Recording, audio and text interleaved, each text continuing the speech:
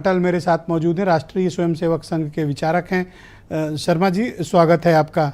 जी नमस्कार। तो 22 जनवरी के बाद का क्या प्रोग्राम है? 22 जनवरी के बाद देश में भिन्न भिन्न क्षेत्रों से और अंतर्राष्ट्रीय स्तर पर श्रद्धालुओं का वो श्रद्धा का केंद्र है। वहाँ पर लोग दर्शन करने के लिए आएंगे। सबके दर्शन के लिए अयोध्या में भगवान रामलला का जो मंदिर है वो सबके लिए खुला रहेगा। इसका राजनीतिकरण हो रहा है? अब राजनीतिकरण देखिए, जिनकी दृष्टि राजनीतिक है वो राजनीतिकरण करेंगे, और भगवान राम इस देश में राजनीति का विषय नहीं हो सकते। इस देश के सांस्कृतिक गौरव का विषय है, इस देश की सनातन परंपराओं के विषय है, और उनको राजनीति से जोड़कर देखना मुझे लगता है कि ये बड़ी संकीर्ण मानसिकता का द्योतक है।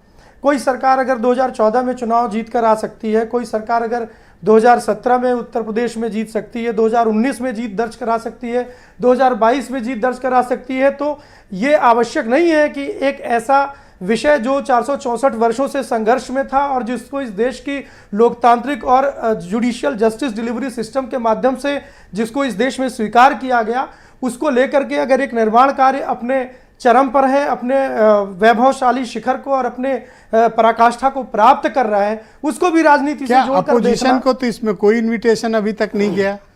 मुझे नहीं लगता जिस न्यास ने आमंत्रित किया उसने अपोजिशन के किसी लीडर से मिलकर तो उन्हें अभी तक तो इनवाइट नहीं किया है।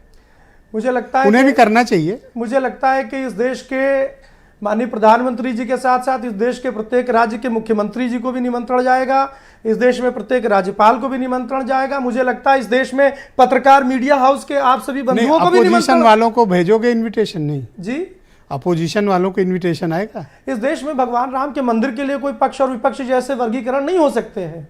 इस देश में भगवान राम के मंदिर के लिए इस देश मैं इसलिए ऐसा पूछ रहा हूं क्योंकि न्यास पर कंट्रोल तो आप लोग का है। नहीं, तो आप ये तय करोगे कि भाई किसको इनविटेशन देना है? नहीं, न्यास पर नियंत्रण, न्यास एक अपने आप में स्वतंत्र संस्था है, अपने निर्णय लेती है। उस पर कोई संगठन किसी प्रकार से ऐसा नियंत्रण करके उनको डे टू डे कोई निर्देश ऐसे नहीं देता। और मुझे नहीं लगता कि राम मंदिर के विषय पर किसी प्रकार की कोई राजनीति है कि पक्ष के लोग बुलाए जाएंगे, विपक्ष के लोग नहीं बुलाए जाएंगे।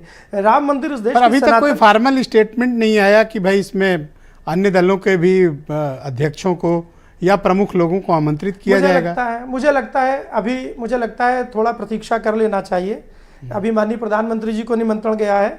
अभी आने वाले दिवसों में अन्य भी प्रमुख लोगों को, इस देश के गणमान्य संतों को, परमवीर चक्र, पद्मश्री और इस देश के विशिष्ट अलंकरणों से सम्मानित लोगों को, अपोजिशन वालों को भेजोगे कि नहीं? प्रतिष्ठित समाचार नहीं, मैं फिर कह रहा हूं ना, इस देश में राम मंदिर के सर हम लोग को तो नहीं भी बुलाया जाएगा तो भी कैमरा लिए खड़े रहेंगे बाहर। सर हम लोग की इन्विटेशन का कोई ईगो प्रॉब्लम नहीं, हम लोग तो खड़े ही मिलेंगे आपको। ब्रजेश जी, राम मंदिर थोड़ा सा उनको क्लैरिटी दो जो दूसरे लोग। ब्रजेश जी, राम मंदिर को लेकर के किसी में कोई अहम हो भी नहीं सकता।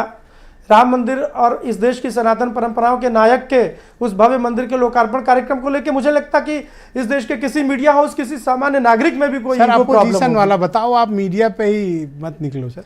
जी बताएं। अपोजिशन को इनविटेशन जाएगा? नहीं, इस देश में सबको इनविटेशन जाएगा। अपोजिशन को इस देश में विपक्ष भी, इस देश की सारी परंपराओं में और आप उनको इनविटेशन भेजेंगे? भगवान राम के सामने पक्ष का कोई वर्गीकरण माने नहीं रखता है।